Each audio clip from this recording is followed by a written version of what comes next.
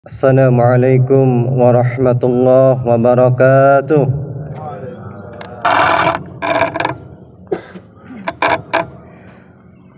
Innal hamdalillah nahmaduhu wa nasta'inuhu wa nastaghfiruh wa na'udzu billahi min shururi anfusina wa min sayyiati a'malina. May yahdihillahu fala mudilla lahu wa may yudlil fala hadiya lahu.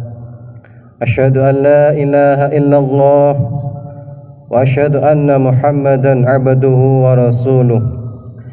Allahumma salli ala Muhammad wa ala ali Muhammad. Fa ya ayyuhal hadirun, usini wa iyyakum bitaqwallah faqad fazal muttaqun.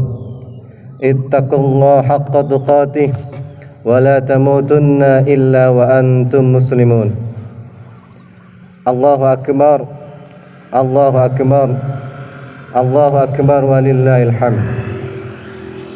Hadirin jamaah salat Idul Adha yang dimuliakan oleh Allah.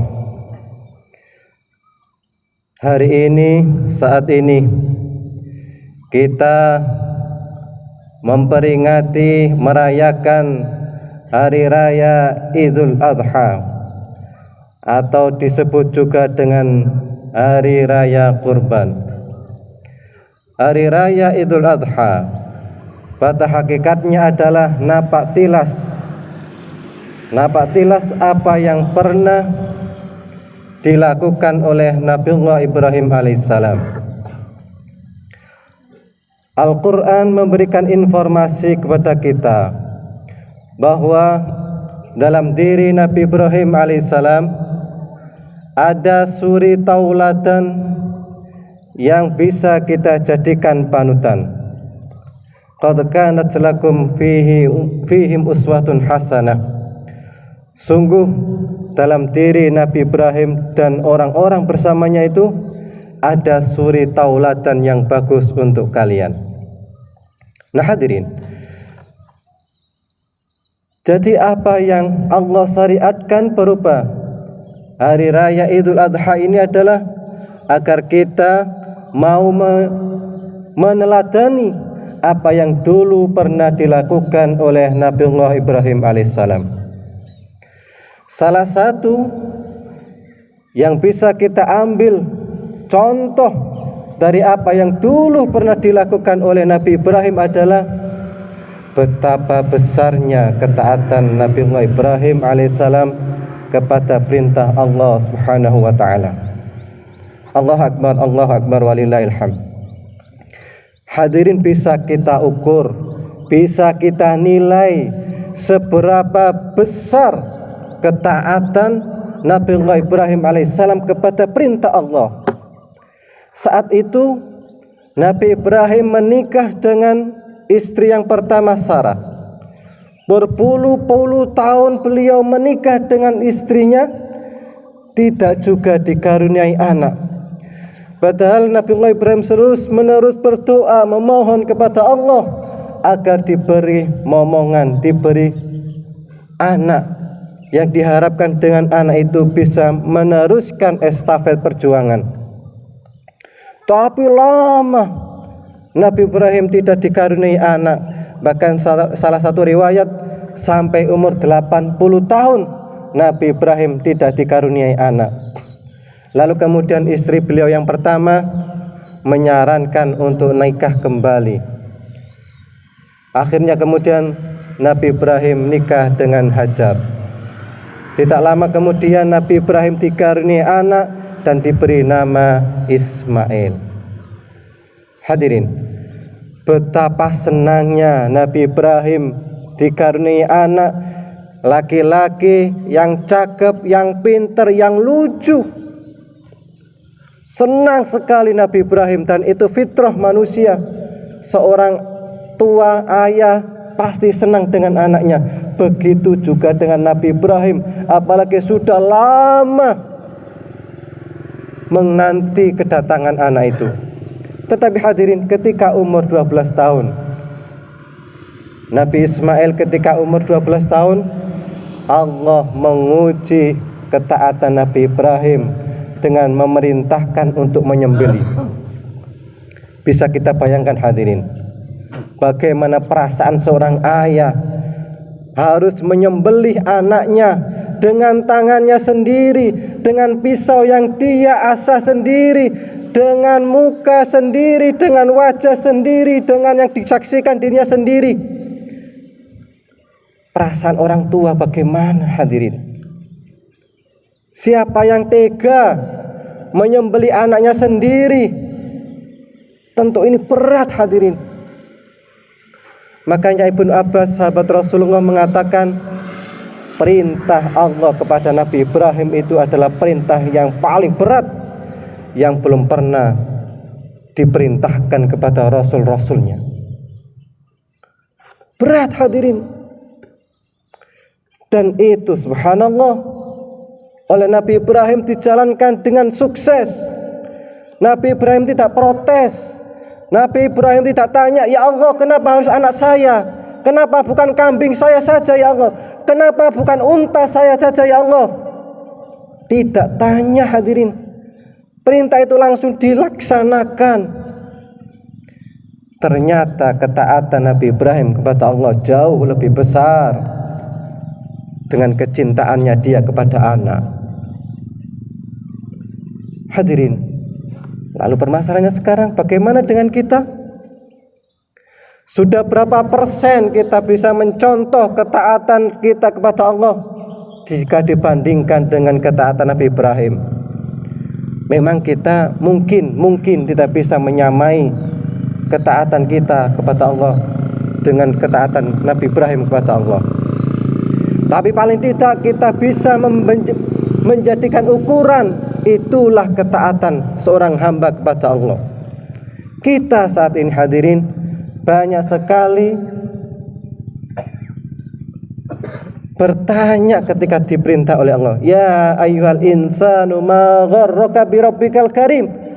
Wahai manusia, kenapa kalian itu menjadi pembangkang kepada Tuhanmu yang menciptakanmu, yang Tuhanmu yang maha mulia? Hadirin, betapa sering kita membangkang kepada Allah. Atau kalau tidak, paling tidak kita bertanya, mengulur-ulur. Kita diperintah sholat hadirin. Ketika muadzin mengatakan Allahu Akbar, azan dikumandangkan, apakah kita bergegas kemudian menyauti panggilan itu? Sering-sering kita masih menawar, tanggung, pekerjaan belum selesai, sebentar kerjaan dulu diselesaikan. Begitu pekerjaan selesai, apakah kemudian sholat? Kadang-kadang enggak, masih capek, istirahat sebentar istirahat sebentar. Apakah langsung? Kadang-kadang enggak juga, keringetan sih, mau keringetan terus sholat, nggak enak. Begitu hilang keringatnya, apakah langsung sholat? Kadang-kadang enggak hadirin. Nanggung sih, ngerokok sih. Ning gak ngerokok iku gak khusuk sholatnya. Ngerokok sih lah. Selesai ngerokok apakah langsung sholat? Kadang-kadang enggak. Masih itu macam-macam alasannya. Yang itu merupakan bentuk kita ini tidak langsung taat kepada Allah, masih menawar. Ya ayyuhal insan ma gharraka bi rabbikal karim. Manusia itu apa yang membuat kalian itu menjadi pembangkang? Sehingga kemudian akhir baru mendekati sholat berikutnya, baru sholat. Itu pun karena kepepet waktunya, sholatnya kemudian asal sholat. Salam. Lalu bagaimana gitu? Allah memerintahkan kita mencari rizki yang halal. Ya ayyuhan nas kulu mimma fil ardi halalan thayyiba. Wahai manusia, cari rizki, makan minumlah dengan makanan yang halal dan thayyib. Apakah sudah kita lakukan? Kadang-kadang tidak juga hadirin. Diiklankan besar-besaran ke media massa, siapa yang bernama Muhammad Maria gratis minum khamar. Loh, nah kok tego-tegoe pelecehan kepada Nabi Muhammad. Siapa yang namanya Muhammad diiklankan besar-besar media sosial. Siapa yang bernama Muhammad, siapa yang bernama Maria, halal.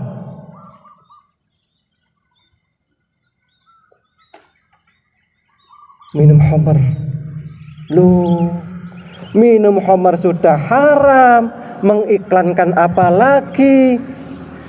Atek kemudian menghina Rasulullah Muhammad SAW dengan menyebut Muhammad. Betapa besarnya itu kebohongan, kedurhakaannya itu.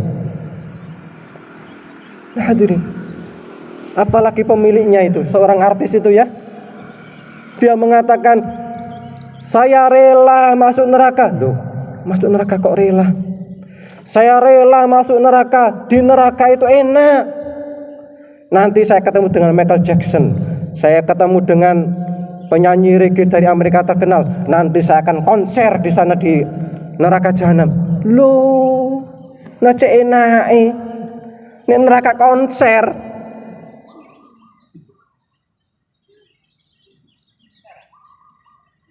Yubassurunahum yawadul mujrimu law yaftadi min adzabi yaumi idzin bibani.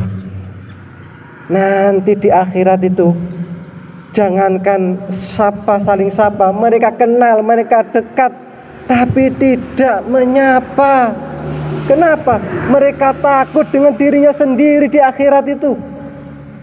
Nanti itu bagaimana pertanggungjawabannya kita di akhirat itu? Nah, enak di sana konser. Wah, konser apa? Nah, ini hadirin, manusia itu khalaqal insana min nutfah fa idza huwa khasimun mubin. Manusia itu diciptakan dari nutfah, dari air sperma yang hina, yang lemah. Fa idza huwa khasimun mubin. Lho ngono gede-gede kok dadi pembangkang. Dari mani tidak ada nilainya, kemudian dibentuk oleh Allah menjadi segumpal darah, menjadi daging, menjadi tulang, menjadi bayi. Begitu sempurna ditiupkan rohnya kepada janin itu oleh Allah, kemudian dilahirkan oleh Allah. Piet, ngek. Begitu bayi, mampukah dia? Enggak mampu apa-apa. Dia lapar, nangis, hanya nangis. Dia datang sendiri, minumnya datang sendiri. Dia tidak bisa apa-apa, hadirin, lemah. Bertahun-tahun kemudian belajar duduk, berangkang, ngadeg, jalan, lemah. Loh, begitu sudah dewasa, fa idza huwa khasimun mubin, lah kok menjadi pembangkang. Hadirin, manusia itu memang karakternya itu pembangkang. Bahkan ada sebagian kemudian sombong, merasa dirinya hebat, merasa dirinya kuat, merasa dirinya sakti, dan lain sebagainya. Kadang-kadang kemudian merasa dirinya tidak butuh dengan orang lain. Hadirin, betapa banyak orang yang merasa dirinya hebat, sombong, kemudian dihancurkan oleh Allah dengan sesuatu yang sangat remeh. Raja Namrud, betapa kuatnya dia, betapa powerfulnya kekuasaan dia. Raja Namrud membunuh laki-laki, bayi laki-laki. Diingatkan oleh Nabi Ibrahim, Nabi Ibrahim dibakar hidup-hidup. Dia merasa menjadi Tuhan, seluruh masyarakatnya disuruh sujud kepada dia. Sombong. Apa akhir hidupnya? Remeh, hadirin. Meninggalnya hanya apa? Hanya gara-gara nyamuk. Nyamuk masuk ke hidungnya, kemudian bertelur dalam hidung. Lalu telur itu menghasilkan ulat. Ulat itu kemudian masuk ke tengkoraknya, ke otaknya, kemudian merogoti, menggigiti otaknya, sehingga dia kesakitan, tangannya memukul sendiri kepalanya sampai kemudian pakai palu, kepalanya dipukul sendiri. Tragis. Seorang yang dikdaya hanya kalah dengan nyamuk. Betapa kita ini lemahnya. Hadirin, Allahu Akbar walillahil hamd. Maka oleh karena itu hadirin, dalam kesempatan ini kita diingatkan oleh Allah agar kita meniru apa yang dulu pernah dilakukan oleh Nabi Allah Ibrahim alaihissalam. Ketaatannya kepada Allah luar biasa, dan itu mari kita ambil pelajaran dan kita paling tidak mencontoh, berusaha mencontoh untuk diikuti dalam hal ketaatan kepada Allah Subhanahu wa taala. Innallaha wa malaikatahu yusholluna 'alan nabi ya ayyuhalladzina amanu shollu 'alaihi wa sallimu taslima. Allahumma sholli ala Muhammad walhamdulillahi rabbil alamin. Allahumma ighfir lil muslimina wal muslimat wal mu'minina wal mu'minat al ahya'u minhum wal amwat innaka sami'un qaribun mujibud da'wat ya qadil hajat. Rabbana zalamna anfusana wa illam taghfir lana wa tarhamna lanakunanna minal khasirin. Allahumma inna nas'aluka ilman nafi'a wa amalan mutaqabbala wa rizqan halalan thayyiba wasi'ah mubarakah. Allahumma anfa'na bima 'allamtana wa 'allimna ma yanfa'una wa zidna ilman nafi'a. Rabbana atina fid dunya hasanah wa fil akhirati hasanah wa qina 'adzabannar. Subhana rabbika rabbil izzati 'amma yasifun wa salamun 'alal mursalin walhamdulillahi rabbil alamin. Assalamualaikum warahmatullahi wabarakatuh.